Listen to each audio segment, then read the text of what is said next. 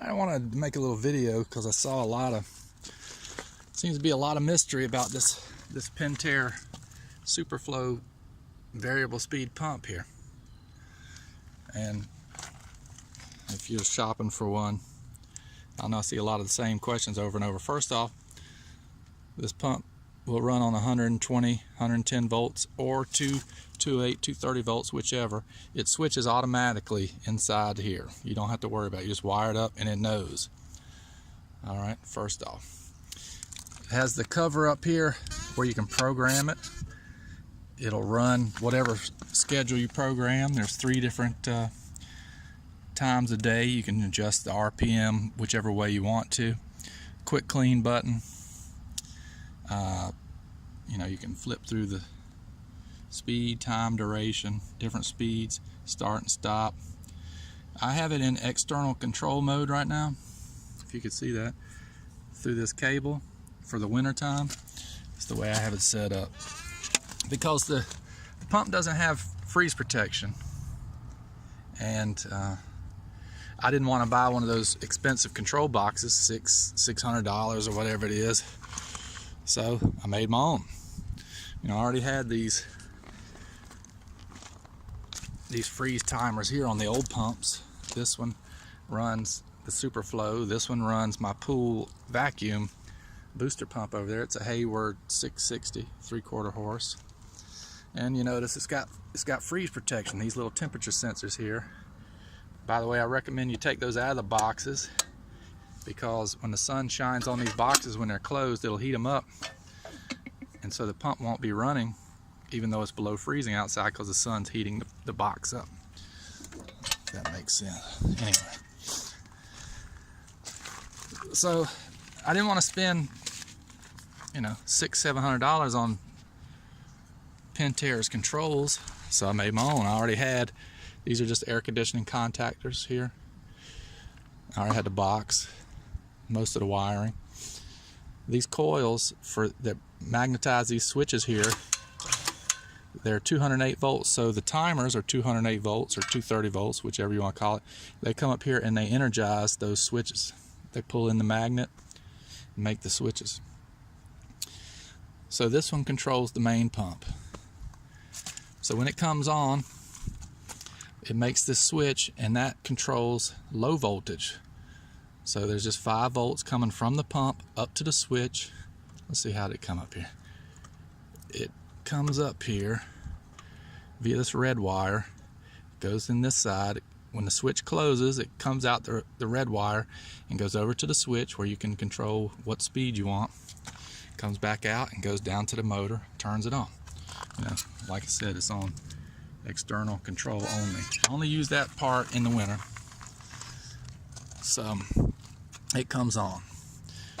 And let's say you want the vacuum to run, or it gets too cold and it needs to come on. This will send a signal over to here to what they call a current sensing relay. This was like $88. And it measures to make sure the main pump is on via this cable here. If it senses electricity flowing, it'll let this switch close, and it'll turn this switch on, this contactor on, and let the booster pump there come on. Because you don't really want the booster pump running if the main pump here, the Superflo, is not running. All right, so let's see how it works. Okay. No, it's not running yet. All right.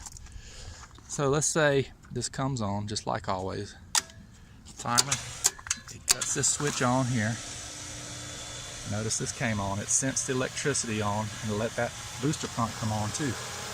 So let me just cut that off because I don't want that running. So that switch will open. So now the booster pump is all that's running, and it's priming, as you see, and it's running up. So once it's running, you can cut let's say it got cold or something, or time came to clean the pool. This switch closes and the booster pump comes on, as you can see. All right, now let's say the main pump cuts off. Watch. This will open, this will sense it, and then it'll shut this off. So it's kind of quick, might be hard to see. You hear the second pump shut down. All right, so that's how I did it. And of course you can change the speeds. Here I have a little table. So for me, I didn't have a lot of money in the parts and stuff, and I'll put a link in the description to most of these items, I guess. Then in the summertime, you know, I close all this up and I just take off the external control and just run the program. But there's a lot of, if you go on like Amazon and you read the questions, boy, there's a lot of ridiculous questions about this pump. You know, it's kind of aggravating that it doesn't have an internal freeze control that brings it on, but that's the way it is. Other than that, it's a good pump. You know, kind of pricey, but you know, what can I say? It works just like the other pump, only cheaper to operate. It comes on slower. It's very quiet. That's what I really like. It's quiet and you can turn it down. You know, I also have a flow meter right there that tells you how much it's pumping. But that's about it. I think the cable, this cable here, it was part number was 353129Z, as in Zulu. It's 5 volts digital input cord from Pentair. The sensing relay, that current sensing relay, was from CR Magnetics, and it was CR4395EH, and that one is 120 volts, meaning this black wire is a high voltage and this is the neutral. I should have got the two 30 volt version, probably have been easier to wire. But everything that controls this is 230 volts from the timers and switch. I'll put a link in the description. Hopefully this gives you some ideas. I know it does take a little bit of electrical knowledge to come up with this, so it's not for everybody, but maybe it'll help somebody out there that wants to control their pump. Because if you just wired it straight to the freeze protection timer, like say one of these timers, what's going to happen is when it shuts off, it's going to lose power on the pump if it's wired directly. And if it's off for a certain period of time, it'll lose whatever program you had set into it if it's without power. So, you know, that doesn't really work. So you have to find, so basically the pump itself has constant power, and the only thing that changes is the directions of telling it to come on and off